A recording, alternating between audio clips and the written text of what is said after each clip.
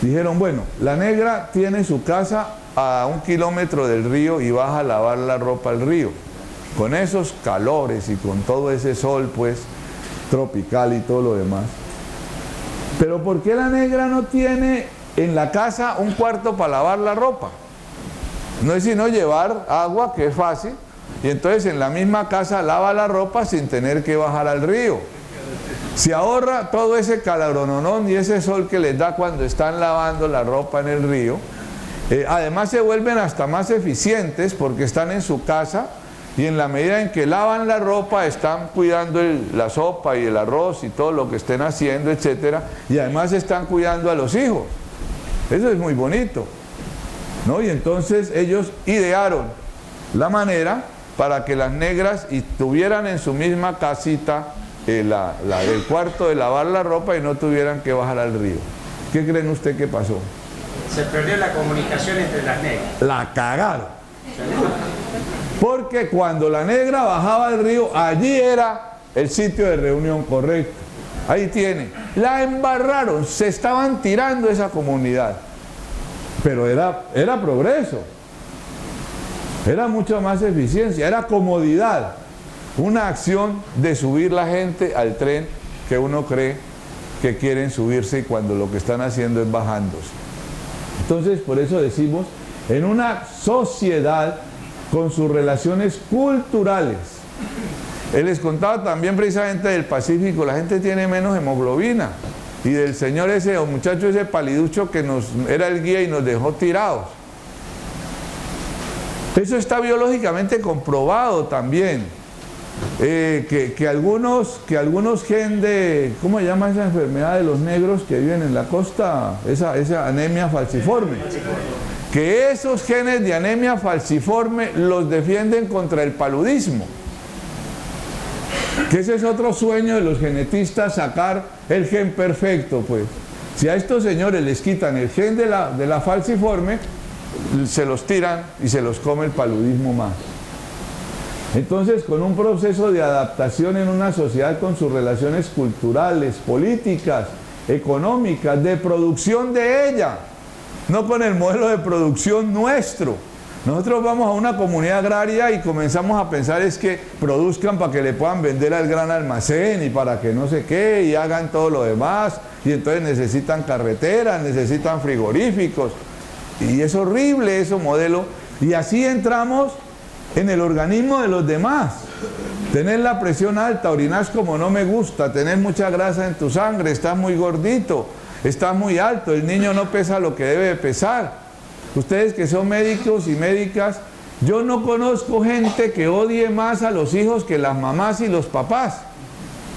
Porque todos los días lo están pesando, lo están tallando, le están poniendo vacunas y el chino no pesa lo que debe pesar. Ni talla, ni mide lo que debe medirse. Entonces las mamás ni come como debe comer, ni come la cantidad que le dicen. Entonces las mamás comienzan a odiar a ese berraco. Y se lo llevan a uno al consultorio, es que mi hijo no pesa lo que debe pesar. Y entonces les digo, pero usted está odiando a su hijo, quiéralo así como es, qué carajo. Y verá que su hijo la va a querer, pero es impresionante. Nos estamos viendo con los ojos del amo. Ya no necesitamos cadenas, ya andamos por la vida buscando eso. Y las medicinas alternativas, entre comillas, y la terapia neural mal ejercida, yo la veo exactamente igual. Entonces le ponen al niño agujas para que coma más, ¿no? Para que duerma horas, para que no se orine, para que se comporte, para que ya pueda ir al jardincito desde los 2 años. A mí me parece eso horrible, los niños a los 2 años... cuando uno apenas tiene ganas de medio caminar, táquete, ya lo llevan todas las mañanas a un jardín para que se socialice y vaya teniendo una buena salud. Culturales, políticas, económicas, de producción. Una vez estaba visitando una amiga directora de un jardincito de esos y estábamos ahí charlando cuando tin, tin, tin, la campana. Le digo, ve, ¿y esa campana qué es? Me dijo, no, que los niños salen a recreo. Le dije, vos sos bien mierda, si uno cuando está niño la vida es un recreo. Lo berraco es en la vida que a uno se le tire en el recreo de toda la vida.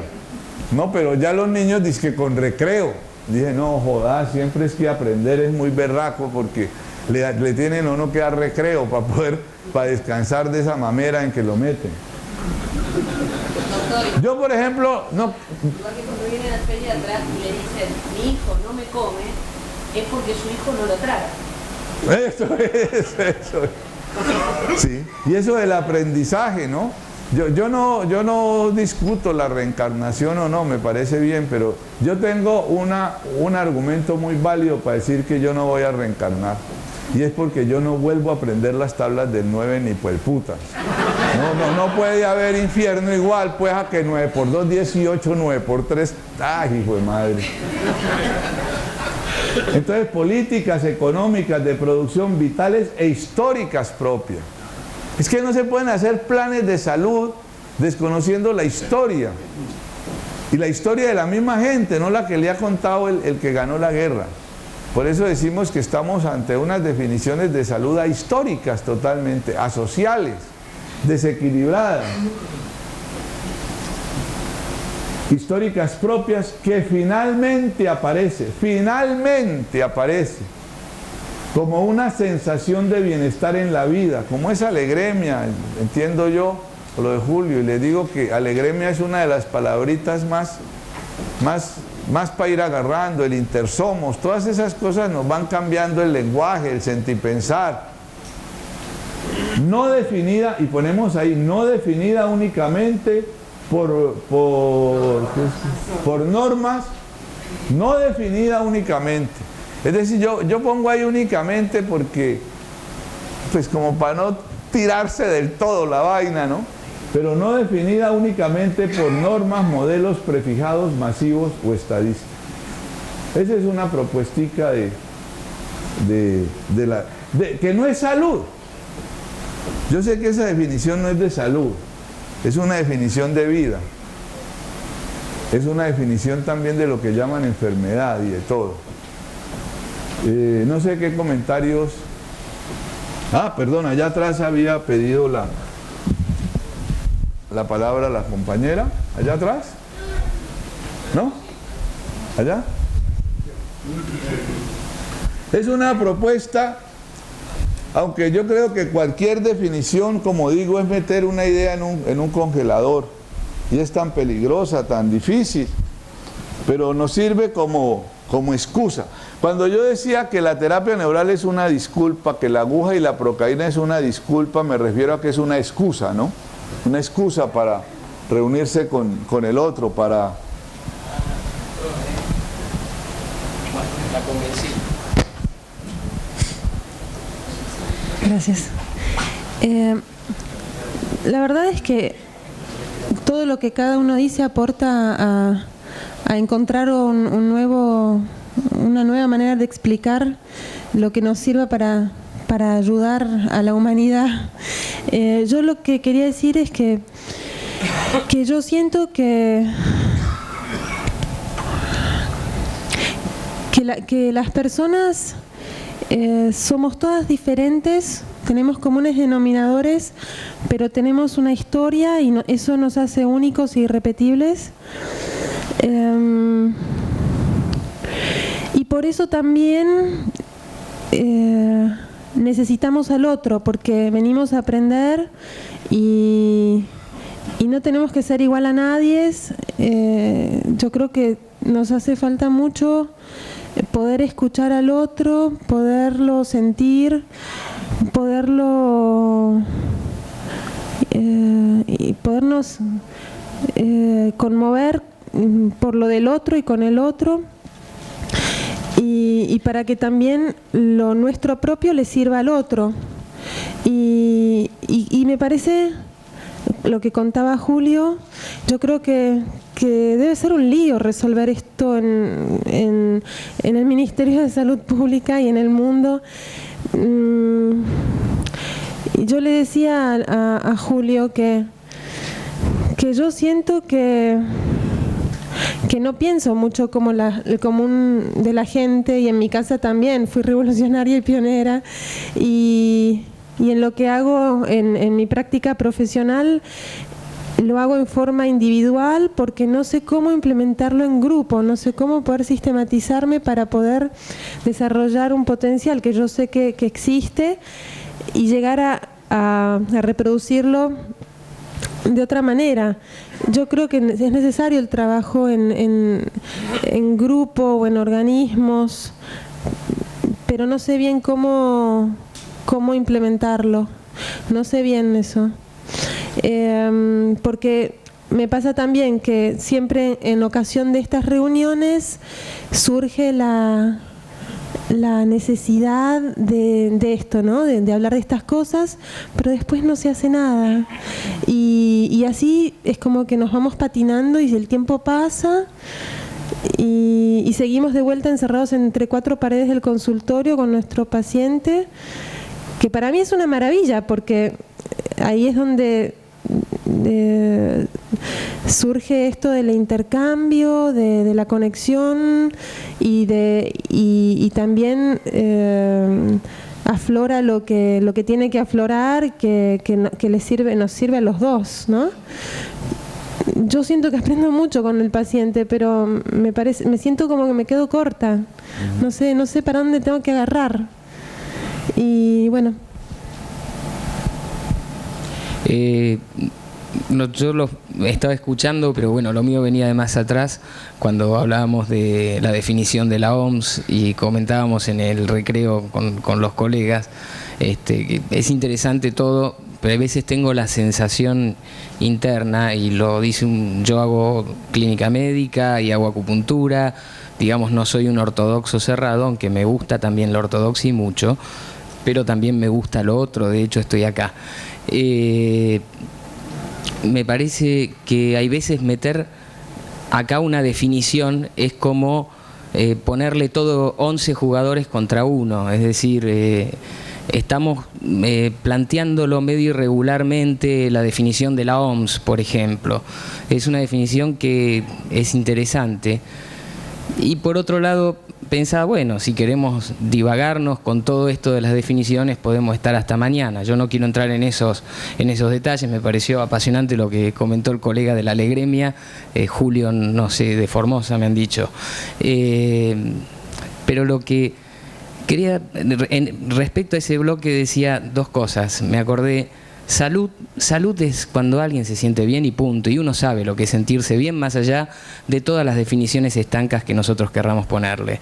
Cuando tuve que hablar el año pasado en un congreso de dolor y me preguntaba, ¿dolor qué es? ¿Y qué voy a decir? Que el dolor es lo que define la IASP, la Asociación Internacional para el Estudio del Dolor, o dolor es lo que el paciente dice que tiene y punto.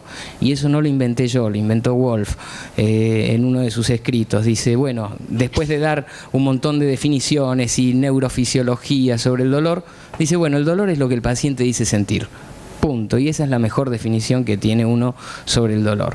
Esta es una primera parte que quería decir. Con respecto a esta segunda parte, también pensaba, me pareció interesantísimo lo que usted mencionó sobre las negras que iban a lavar la ropa.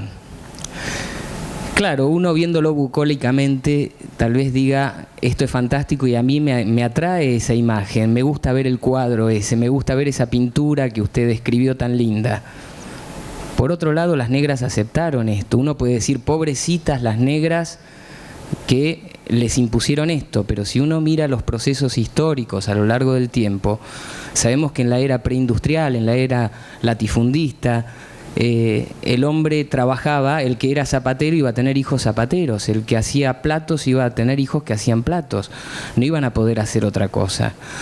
Más luego vino la era industrial, donde fue necesario disciplinar a la gente y empezaron las escuelas. ¿Para qué? Para que los chicos ya sean pequeños soldados que se levanten temprano y comiencen las clases a horario y vayan a la fábrica más adelante horario. Entonces uno empieza a ver cómo es la evolución de todo, y uno se pregunta, siguiendo en la corriente de la terapia neural, porque esto está empalmado con esto, si yo sigo en la corriente de la terapia neural, debo decir que todo esto es un proceso de autorregulación. Tal vez todos los que eran zapateros en la era latifundista quisieron dejar de serlo en la era industrial. Esto trae obviamente cosas que no nos gustan, pero bueno, es parte del mismo proceso, y en el mismo proceso vendrá la curación o no, no sé.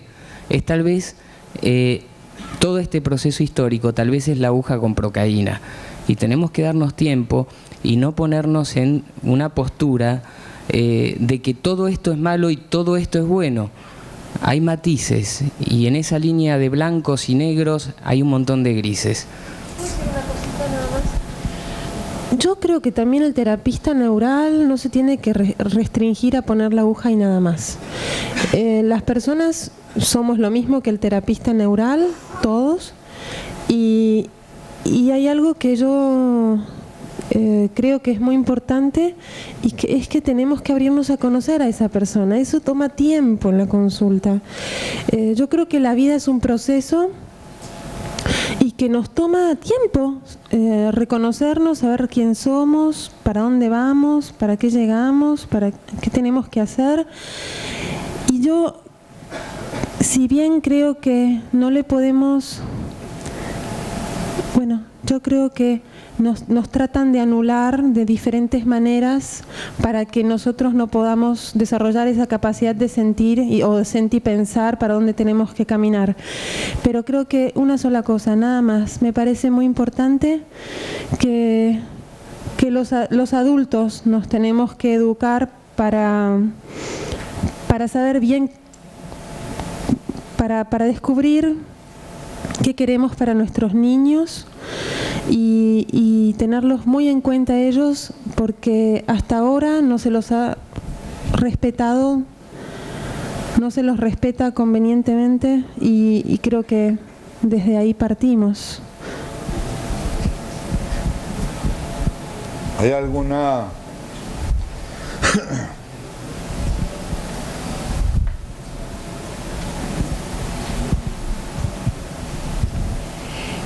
quería dar una definición de salud desde lo vivencial.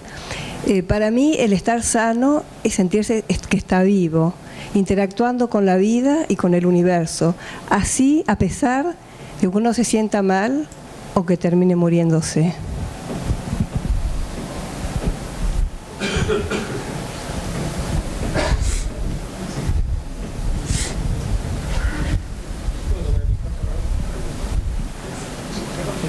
¿Querés vos?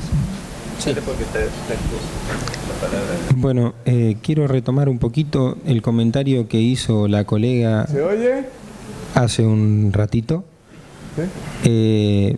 Yo no pienso de que una vez que terminan estas reuniones esto queda acá y nada más, porque tengo la suerte de estar reunido con un montón de colegas que en otros ateneos, seminarios o simposios hoy están presentes, y de haber compartido durante todo el tiempo un montón de experiencias muy lindas, de una relación que trasciende lo de la aguja, una relación de compartir alegrías, una relación de compartir vivencias a través de la aguja, si se quiere decir así. Pero pienso que hay algo mucho más, y yo pienso que todos los que están acá presentes y los que estuvieron en otras ocasiones ya tienen un cambio, una semillita sembrada, y entran en una puerta donde hay un camino de ida que no tiene regreso, y pienso de que el que ha durado ya estos 3 días, como dijo Payán el primer día, el que no se fue el primer día es porque verdaderamente se encontró sorprendido, y pienso que esa sorpresa que comienza para algunos acá, para otros comenzó antes, continúa y es permanente, y es la clave de lo que nos atrapa y nos hace seguir en este camino que muchos de los que estamos acá ya empezamos, otros empezarán a partir de ahora, y pienso de que todo esto va más allá de decir cerramos la puerta del consultorio y nos olvidamos. Yo pienso de que esto ya es un estilo de vida, ya es una comprensión diferente de cómo actuar, de cómo conducirse, y nos da un saborcito distinto y una motivación. Bueno, yo me adhiero a las palabras del colega y creo que tengo que agradecerle, ya se lo agradecí personalmente al doctor Julio César. En una edad que uno cree que ya casi no tienen casi nada que aprender, usted ha abierto un camino sin límites. Y yo vuelvo a su slide donde quiere representar de alguna manera lo que es el proceso de salud y de bienestar. Y yo incluiría directamente al médico para evitar lo que en esta asamblea de todos estos días inconscientemente hemos vuelto a aparecer el paradigma de las diferencias, que depende siempre del observador. Entonces yo creo que sí, que el médico debe incorporarse a esa definición que usted ha dado allí, que puede ser completa, incompleta o transformable en otra cosa o cambiar algunos elementos, de que es el principal proceso vital en el cambio del otro. Sea una aguja neural, sea una maniobra osteopática, sea lo que el médico practique, sea un médico ortodoxo, pero lo importante es que la medicina no puede estar apartada de lo que es cultural, político y económico de la vida, como tampoco se lo puede apartar de los ítems históricos del sujeto. Eso lo hemos comprobado nosotros en cada una de nuestras localidades. Cada uno de nosotros que venimos de distintas partes del país, usted que viene de Colombia y de otras partes del mundo, yo he estado mucho en Francia, en Brasil, ellos tienen exactamente el mismo problema. Y así yo creo que vamos a conseguir que de a poco y empujando el carrito con el índice y no con las dos manos, podamos aprender unos de otros y, como yo le decía a mis colegas, reunirnos en Argentina, que estamos un poco aprisionados, pero no solamente por las circunstancias paradigmáticas de que la medicina ortodoxa ha puesto como un muro de acero, sino que nosotros vamos a empezar, cada uno de nosotros, a juntarnos, a contarnos, a relacionarnos, a practicar juntos, como hacen los maestros esotéricos en sus acciones, con modelos prefijados, con un objetivo común de curar, de mejorar, de alegremia, como decía el colega de Formosa.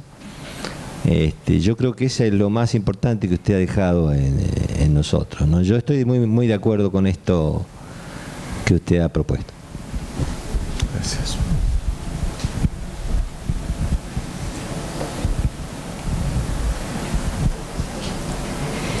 Doctor Payán, ¿esa definición es suya? Sí, es una propuesta. Ahí está. Esa propuesta a mí como que me hace la síntesis de que en todo este proceso,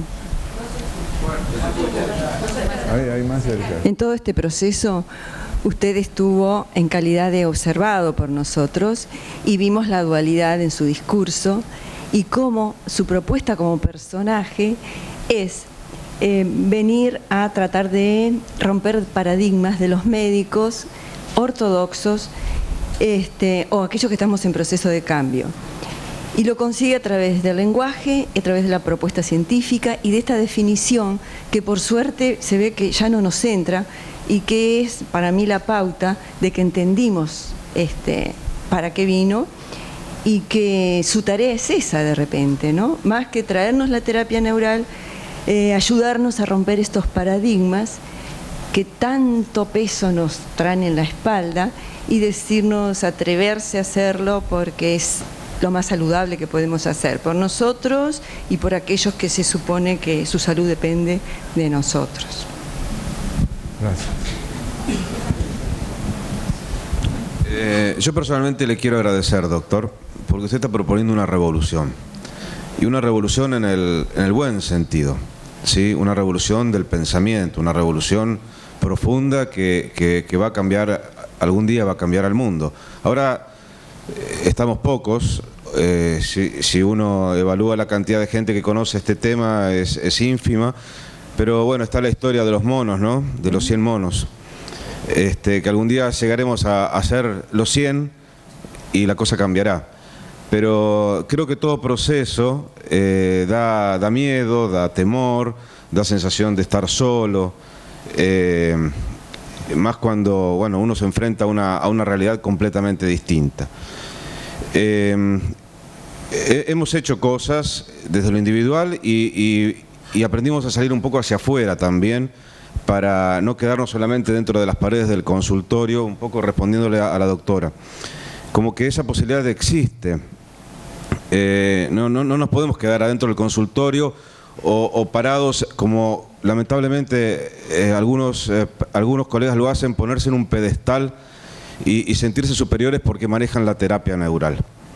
A quienes realmente, no puedo poner un calificativo, pero es lamentable que médicos que conocen la terapia neural se pongan en un pedestal.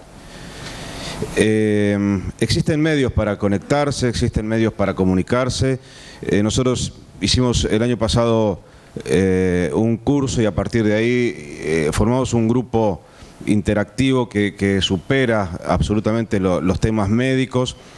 Estamos desarrollando con el colega Eber García Rincón en Colombia un foro de intercomunicación totalmente libre, sin ningún objeto de poder, simplemente de comunicación y de transmitir las ideas.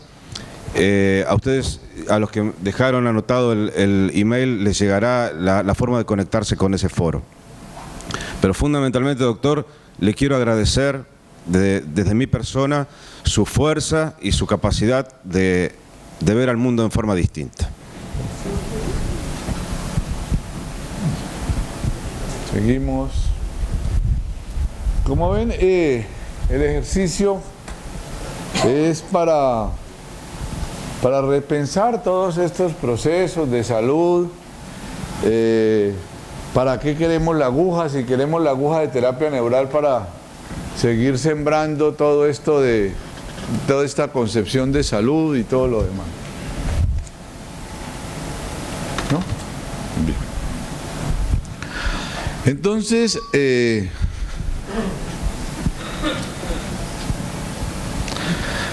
visto esto así, vamos a continuar.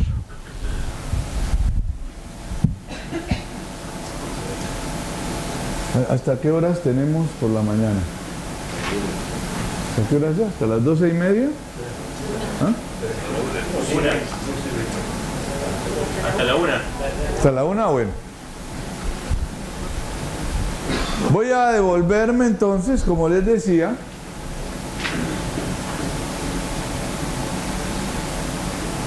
a lo del sistema nervioso.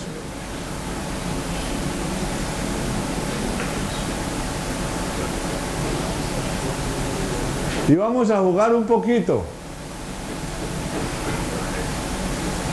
Bien. A ver.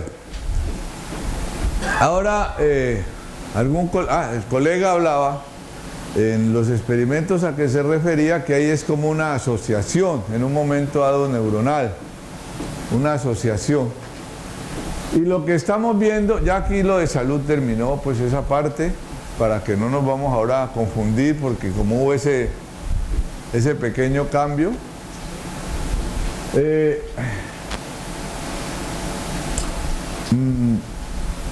modo que hay como un clic, pero lógico, esto hace parte de todo. Nos ayuda, así como hemos visto ya lo del electrón, ya vimos lo de los microtúbulos y todo esto, y hablábamos de la acción de la terapia neural a nivel del microtúbulo. Hay algo que surge por allí en los años 60 o 70, que es la cibernética. La cibernética, cuyos principal exponente en Norteamérica fue Norbert Wiener, en un libro que se llama, les recomiendo si lo encuentran, Sociedad y Cibernética, Norbert Wiener. No recuerdo la editorial, y bueno, y otros matemáticos y físicos comenzaron a reestudiar los procesos cibernéticos en lo social y en lo biológico. Norbert Wiener hizo neurología en la Universidad Nacional Autónoma de México para poder entender de qué era lo que iban a hablar. La cibernética viene del griego kibernetos, que quiere decir llegar a buen puerto.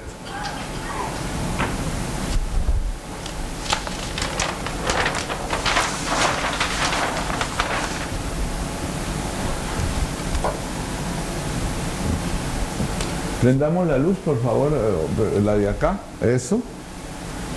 Si uno tiene aquí un faro,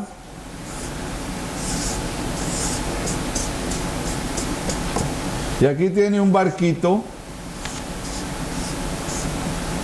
el faro le sirve al barquito, por eso es que Iberneto llegar a buen puerto. Si el barco se desvía para acá, pues está viendo que se sale de su ruta y entonces se viene otra vez para acá, y así va haciendo un juego para llegar a acercarse al faro. Esto es la idea de cibernética. Uno puede decir que este barco está recibiendo la información y la está elaborando para llegar allá a ese nivel. La mejor explicación de cibernética es cuando es el tanque del inodoro. Uno lo bota, se baja del nivel y el mismo nivel dice que necesita agua y se cierra. Es una información. La mayoría de cagadas son cibernéticas cuando se hacen en un baño. Pregunto, entonces surge la cibernética. La cibernética que la definieron como los mecanismos de comunicación y control. Así definieron la cibernética. Mecanismos de comunicación y control. Si un avión dispara una bala de esas que disparan los aviones, se rige por el calor y va haciendo un proceso de seguimiento hasta que cae teóricamente en el blanco.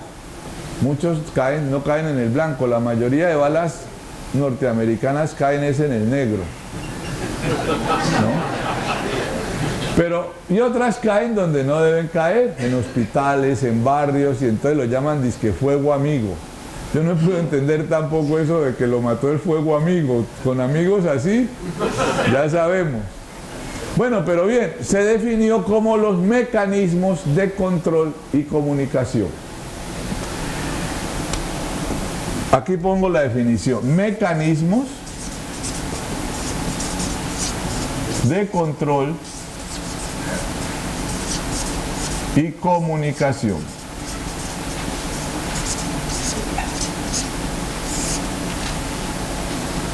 Y tomó varios caminos. Cuando surge todo esto en la física, en las matemáticas, todo el concepto de cibernética como mecanismos de control y comunicación, hay varios caminos.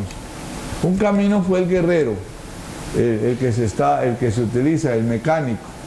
Se lanza un aparato de esos para que dé vueltas alrededor de la Tierra, esas toneladas, y entonces mediante los equipos de información y control están manipulando las órbitas, las velocidades y todas esas cosas.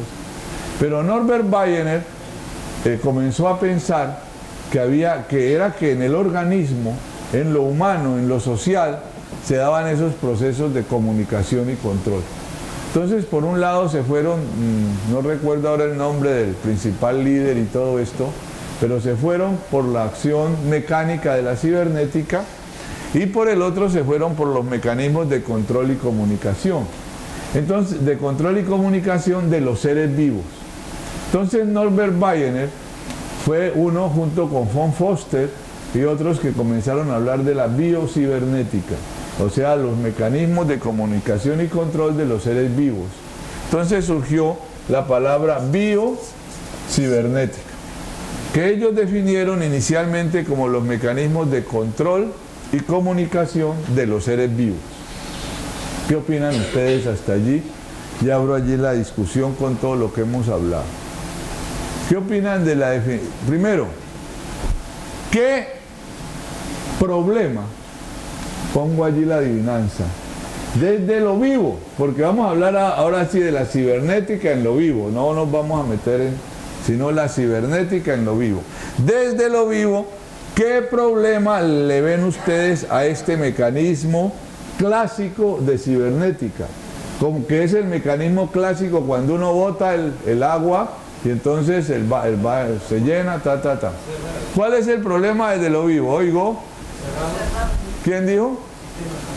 Eso, esto es cerrado. Porque es que eso es lo que nos va a dar, bueno, cerrado es este. Cerrado y se cierra. Control. Ajá, ¿qué opina de control? ¿Querés coger el ¿qué hicimos? ¿El micrófono? Ah, perdona, yo te lo paso. Para que todos y todas escuchemos. Entonces ha dicho, uno, cerrado. Esto es lo que se llama un círculo vicioso. Se cierra. Y le sirve al barco, pero para llegar acá es cerrado. ¿Qué otra cosa dice? Y el control. Estamos hablando de escapar del control. La naturaleza no tiene nada controlable. Entonces, si tenemos que dejar mecanismos emergentes, mal pueden estar en un sistema cerrado. Control.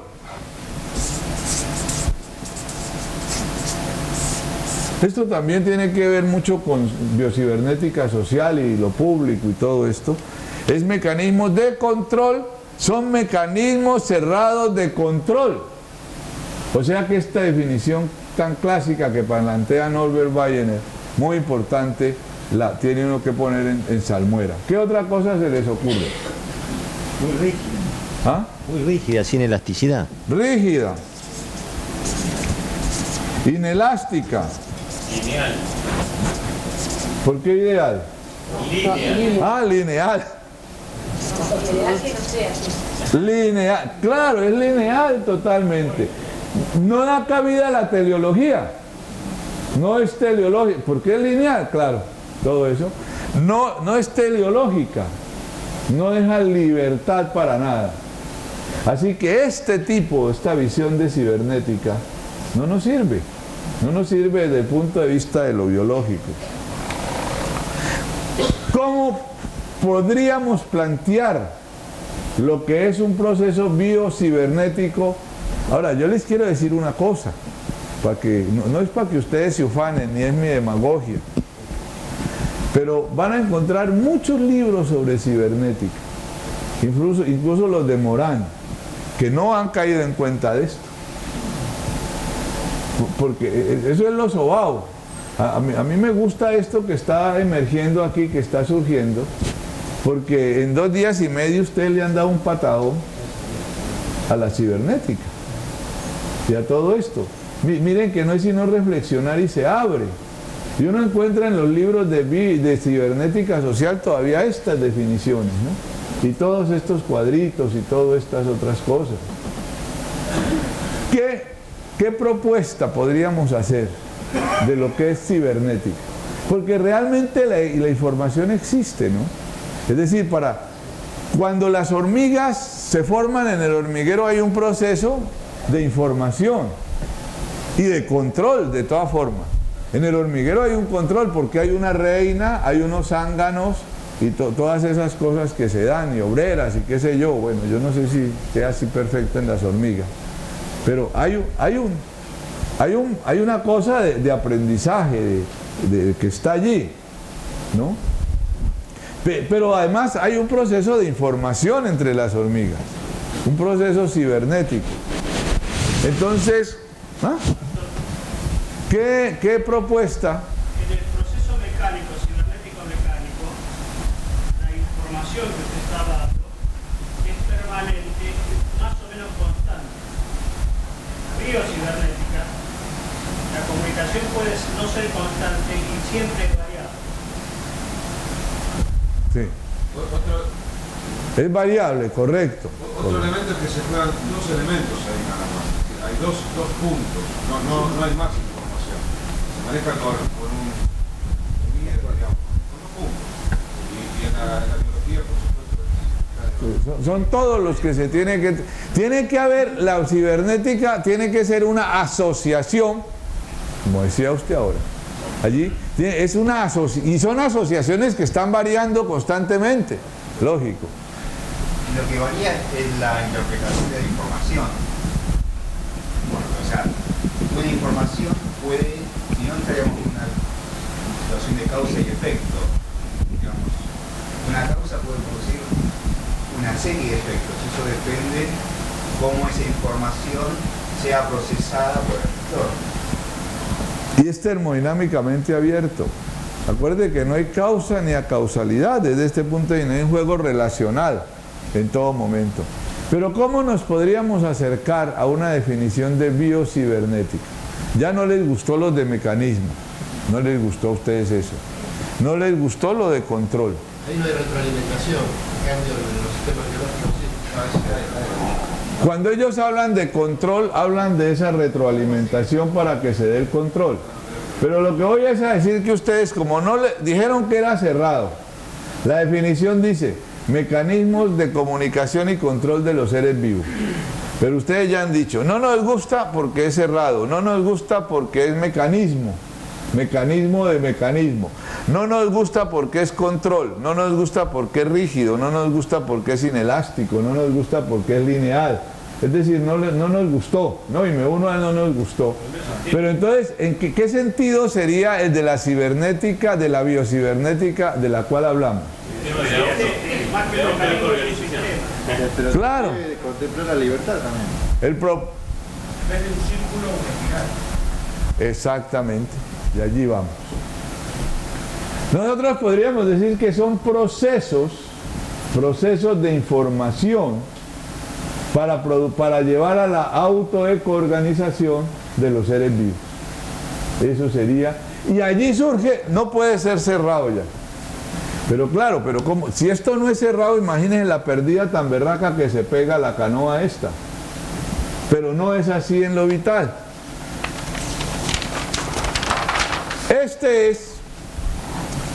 Normalmente en los procesos cibernéticos, lo que uno ve es un emisor,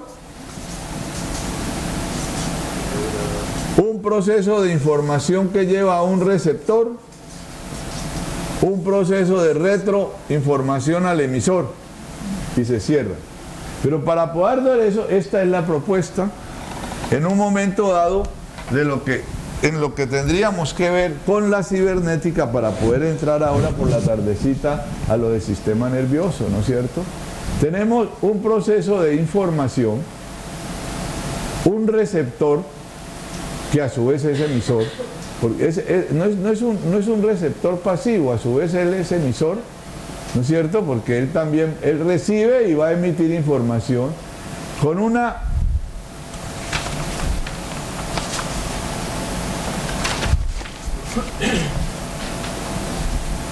un proceso de codificación y decodificación que no es lineal, se está dando en todo momento, de codificación y transmisión que va sobre otro receptor en un sistema termodinámicamente abierto que está intercambiando información, energía, materia, información con todo su medio ambiente, un proceso de retroinformación, pero mire que no cierra, ¿no es cierto? Porque aquí se modifica. Es que esto es muy importante para la terapia neural, les voy a decir, porque aquí aparece una información modificada, en el sentido de que no cierra el círculo sobre el otro, sino que cuando lanza su información y la recibe, ya se modifica desde el punto de vista biológico. ¿Me entiende? Sí. Y entonces cuando llega la retroinformación no la cierra porque no llega al mismo receptor, ya se ha modificado. Cuando una célula produce una enzima, ya se modificó. Ya no es la misma célula cuando no había producido esa enzima, modificó su conducta, pues se habla biológicamente. ¿Me entiende? Entonces, ojo a esto, porque es esto, para explicar a dónde voy. Viene todo esto y entonces viene una retroinformación, pero aquí es una espiral, aquí no se cerró. No lo puede cerrar porque ya no fue el mismo receptor y además aquí se produce una información modificada. ¿Qué es lo que dice allí? Cuando la retroinformación va del receptor 2 al 1, ya no se cierra el circuito ya que el 1 y 2 se están modificando continuamente. Entre otras cosas, antes me veía un cuadro de infección urinaria y automáticamente lo trataba. Bueno, acá hay un Escherichia coli, acá hay un germen que es sensible a tal antibiótico, vas a recibir esto. A las 2 semanas volvía con la infección urinaria y así creo que a todos nos ha pasado alguna vez tener estas historias. Bueno, hay un ejemplo extremo voy a comentar, un paciente cuadripléjico que sigo en su internación y lo sigo en su domicilio, en un sistema de internación domiciliaria que se aplica, que bueno, estas son evoluciones por otro lado de los sistemas, porque llevar el hospital a la casa del paciente, está bien, económicamente se regula mucho antes, el sistema ahorra guita porque, bueno, dinero, ahorra dinero porque lo mandan a su casa, pero por otro lado lo insertan nuevamente en el núcleo familiar mucho más anticipadamente que en un núcleo y una estructura hospitalaria. Digo, cómo se van regulando los sistemas. Y lo que quería decir, este chico, sondado crónicamente, tenía infecciones urinarias y fue tratado también con distintos antibióticos. Llegó un momento en que cuando yo lo recibo, me dice, estoy horrorizado porque mirá, la orina está nuevamente cargada. Él se daba cuenta, aparte como está cuadripléjico, tiene una serie de fenómenos vasovagales, se pone rojo, sudoroso, empieza con mioclonías y demás. El germen que tiene, yo decidí no tratarlo más. ¿Por qué? Porque ya no tenía antibióticos y eran todos endovenosos, pero de los más pesados. Digo, ¿y después de esto qué va a venir? Digo, vos no tenés fiebre, por ahora vamos a dejar que el proceso siga su curso. Le cuento, hace 3 años, este paciente yo ya ni me ocupo de pedirle ningún cultivo, no lo mediqué nunca y convive con sus bacterias. Por supuesto que ahora tiene bacterias que son sensibles a la penicilina, a la trifacilina o a lo que vos quieras. O sea, se bioreguló el individuo. Bueno, esto era un poquito lo que quería traer a cuento. Gracias. Pasemos acá para el compañero el micrófono. Lo que vos decís de los chinos que los premiaban porque no... Es decir, los castigaban porque alguien se enfermaba, los premiaban porque no se enfermaba. Eso. Nuestro sistema es al revés. Nuestro sistema, imagínate si no hay enfermos, ¿de qué viven? Las resonancias magnéticas, ¿a quién le venden más aparatos? Esta es la cagada. Perdón, compa. Después de todo este tiempo que estamos acá reunidos, se me moviliza algo, ¿no? ¿Hacemos o no hacemos? ¿Actuamos o dejamos? Porque surge esto después de todo esto. ¿Impulsamos, ayudamos o empeoramos actuando? Rompiendo un equilibrio natural y vital. Esa es una pregunta que la hemos... No, guárdelo, a ver si usted es capaz de aclararnos algo. Porque sí hay ese proceso ético. ¿Hasta dónde tengo el derecho a hacer o actuar? Yo creo una cosa, yo pienso en ese proceso teleológico autoeco-organizativo y es una forma de responderme la angustia, porque se da. Tú dices eso, el señor con infección sin hacerle nada, y yo digo, a veces pongo una aguja y el paciente viene mejor, pero yo digo, fue por la aguja. No se la hubiera puesto, ¿qué otra cosa hubiera ocurrido? La duda está allí, ¿no? Y les confieso otra cosa peor, que a veces uno pone un troncal, los que hayan puesto troncales, y yo de los troncales que pongo, yo creo que si acaso el 5% llegan al punto que yo quiero que llegue. Eso es de ahí para no echarnos cuento. Y el paciente viene mejor y yo digo, ¿fue eso? ¿No fue eso? ¿Qué ocurrió? Ahí está. Yo lo que pienso, hermano Palma, y por eso no soltes el micrófono, es que de todas formas en ese proceso autoeco-organizativo, teleológico, al fin y al cabo, ahí estoy yo. Más o menos ese es, si me entiende, ahí estoy. Pero no sé vos qué pensás. Sí, estoy de acuerdo. Y de última, dejarse llevar por ese ser superior que tenemos interno, que nos dice qué hacer y qué no hacer. Esa es la mejor. Esa es la mejor realmente. Esto nos da para todo esto, ¿no es cierto?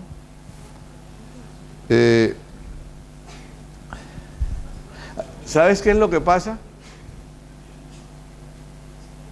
Este concepto del ser superior es tan absolutamente válido.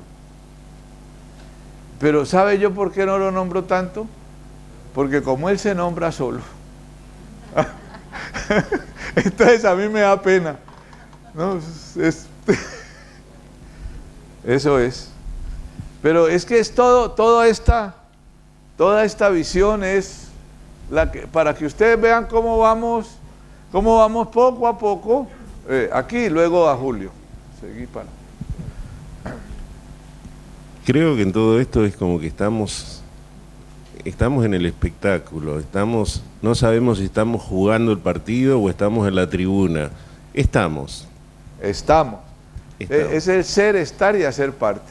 Exacto. Pero muy chévere lo que estás diciendo, porque a mí me gusta mucho, aunque yo sé que muchos y muchas de ustedes han reflexionado esto ya, pero cuando uno se sienta 3 días en Colombia decimos hablar mierda, y un dramaturgo nuestro, un teatrero muy famoso que era Nicolás Buenaventura, pronto los que sean del teatro lo conocen, escribió un libro que se llamaba La importancia de hablar mierda, que para mí es uno de mis libros de cabecera.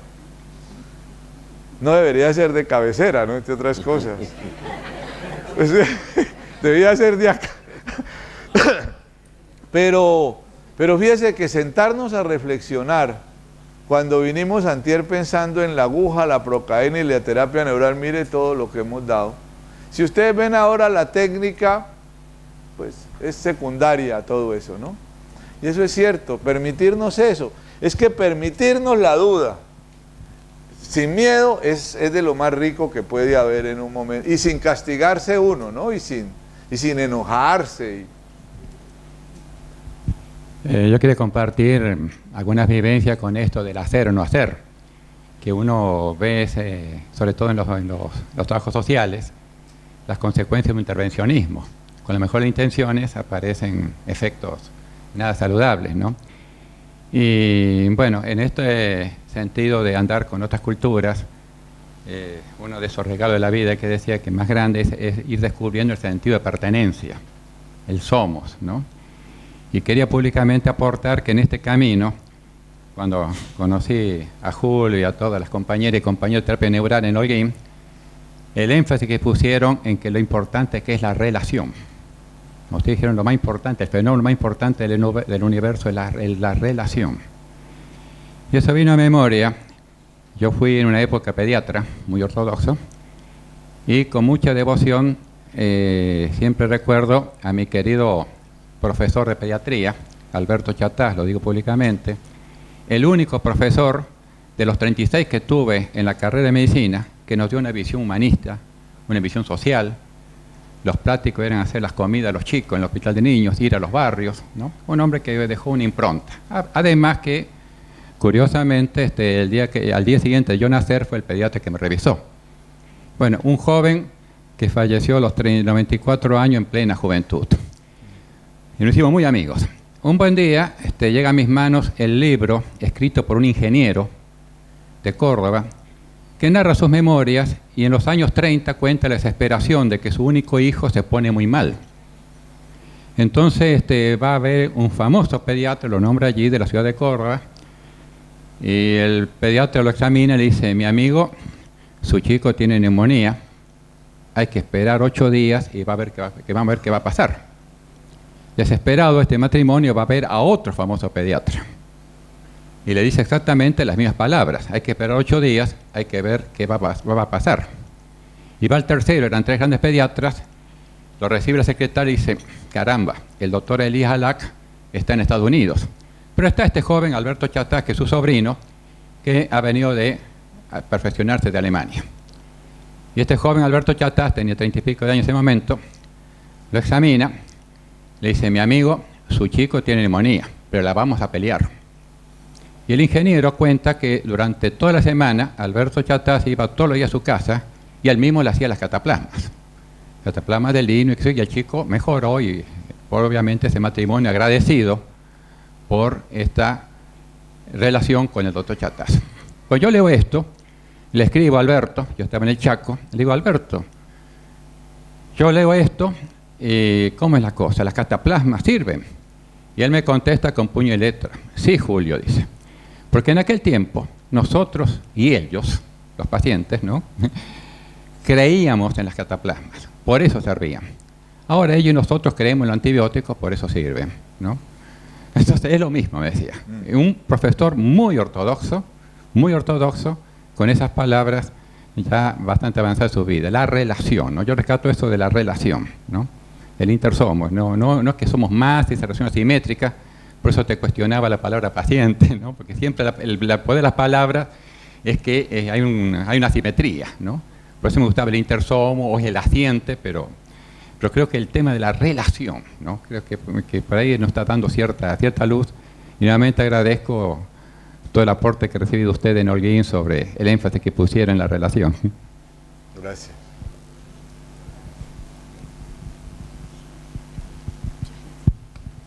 Bueno, yo también quisiera comentarles algo de mi pequeña experiencia personal como médica hematóloga, ¿no? Donde, bueno, sabemos que la práctica intervencionista en hematología y en las enfermedades hemato-oncológicas es quimioterapia, radioterapia, trasplante de médula. Y bueno, yo tengo un paciente que tiene 40 años, cuando lo conocí tenía 38 años, y en realidad ahora ya debe tener más de 40 años, 45 años, hace 7 años que lo conocí.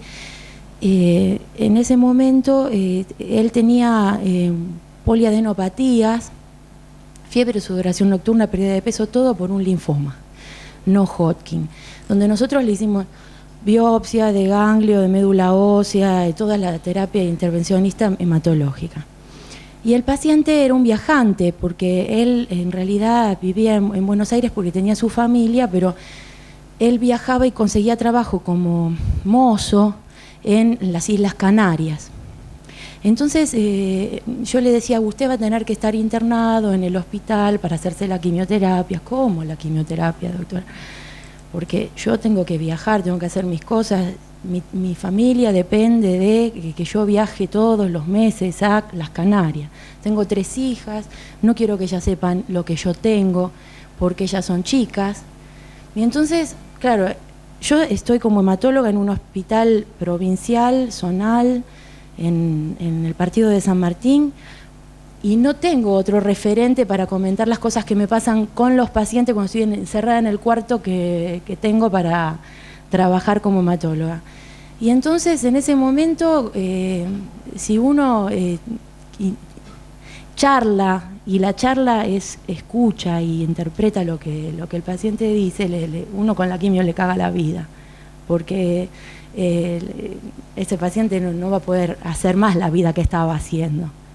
Entonces es como que nos pusimos de acuerdo con el paciente, esto hace 8 años atrás. Y dijimos, bueno, no lo trato, y venga y se controla. Y entonces yo no sabía nada de esto de la terapia neural, y el paciente dijo, bueno, yo no voy a hacer el tratamiento, pero voy a venir a verla. Y el paciente viene mensualmente a verme, y no tiene ganglios, y se le fueron los linfocitos. Y bueno, y lo único que le quedó es la traslocación genética por citogenética, pero el paciente vive, nada, se sigue reproduciendo porque tuvo otro hijo con su esposa, y no tiene ni quimio, ni radio, ni trasplante, ni un corno. Y cuando lo fui a consultar el caso a mis antiguos profesores que me formaron como hematóloga en el Hospital Posadas, me decían, doctor, usted tiene que hacerle un hipercibad urgente y hacerle el trasplante. Y eso me lo dijeron en el año 97. Yo lo único que le digo es que no diga que no lo trata. No lo trata con quimioterapia. Pero si está viéndolo cada mes y él viene, pues no digamos lo trata, está en relación con él. Y esto es interesante porque, por eso estábamos diciendo desde antier, no se trata en estos cursos de decir, es que la terapia neural reemplaza a, es mejor que. No, es otra cosa, es una excusa para hablar de todo esto. Yo les voy a contar una anécdota de un amigo médico que, bueno, supuestamente él se trató. Le descubrieron un cáncer, por lo que él decidió hacer una fiesta, buscó una excusa en su casa, hizo una fiesta para despedirse de su familia Y cuando terminó su fiesta, nadie sabía lo que le estaba pasando porque era médico, tenía todo muy oculto. Hace su valija, se despide de la señora porque él se tenía que morir y no quería que descubrieran su deterioro. Se fue a San Juan, a un lugar que ni él sabía dónde iba a parar, y comenzó a relacionarse con la gente, con la vida, con otras cosas, y se tenía que morir y cada vez estaba mejor. Y pasaron 10 años, y mi amigo está en San Juan. Bien. ¿Y no sería que por lo que no volvió a ver a la mujer o algo?